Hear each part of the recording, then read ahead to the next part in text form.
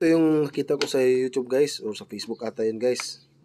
So kung gumagamit ka ng apoy o nag-ihaw ka gamit ng mga uling o kahit ano pa dyan, ito yung magandang pang-ihip guys. So ginamit natin dito is 1.5 liter ata ito nga coke. Tsaka yung isa maliit. So maganda kasi ito dapat yung straight siya. Tulad nito. Tapos maliit yung isa para makasya yung pasok. Tsaka malambot lang pag ano mo guys, paggamit. So gaan lang, mas madali ito guys. Mabilis to pang apoy. Papakita ko sa inyo guys kung paano ito gagamitin guys. So i-share nyo guys, lalo na yung mga gumagamit pa ngayon ng kahoy o nag-iiyaw. Mas magaan as mas mabilis mag-apoy guys. So ito guys, DIY guys. Kikita lang natin sa mga bakuran natin. So nakita ko lang din to. So sinubukan ko at pumatok naman. Totoo talaga guys. So tulad nito guys. Walang apoy guys. Lagyan natin ng kahoy. Ito bagong kahoy guys. Yan. So, makikita natin guys, mabilis mag-apoy yan guys. Tingnan mo, walang kapoy-apoy. Kunti lang yung apoy guys. Yan o. Ihipan natin guys ha. Ito natin lagay. Yan guys.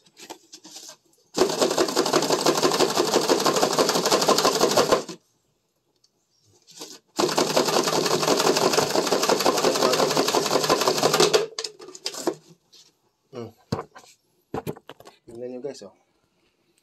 Laki na ng apoy guys oh. Oh. Yan guys. Ganun lang kadali guys. Tsaka madali lang gawin. So kita nyo na. Ito walang apoy kanina oh. Oh yan oh. Sunog.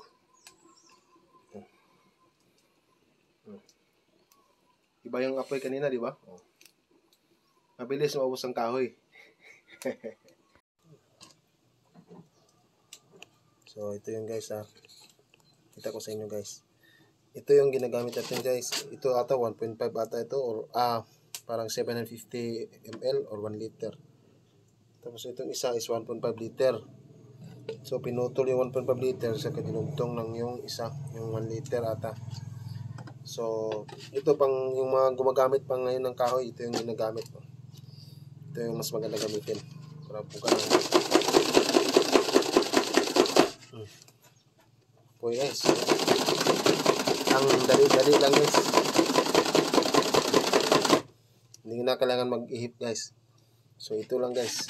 Malakas yung hangin guys. Ito. Parang injection ng malaki guys oh. Ganun lang oh. Ayan. Pasok lang yan guys oh. Hangin guys oh. Ang daan-daan lang guys. So laki ng hangin guys. So, tignan yung apoy guys oh. Ang laki. So ito hindi ko to invention, nakita ko lang din to. Parang Indiano yung gumawa ata or Pinoy lang din. So ito yung maganda. Kung nag-iihaw kayo o wala kayong ano, ito yung maganda. So share nyo guys.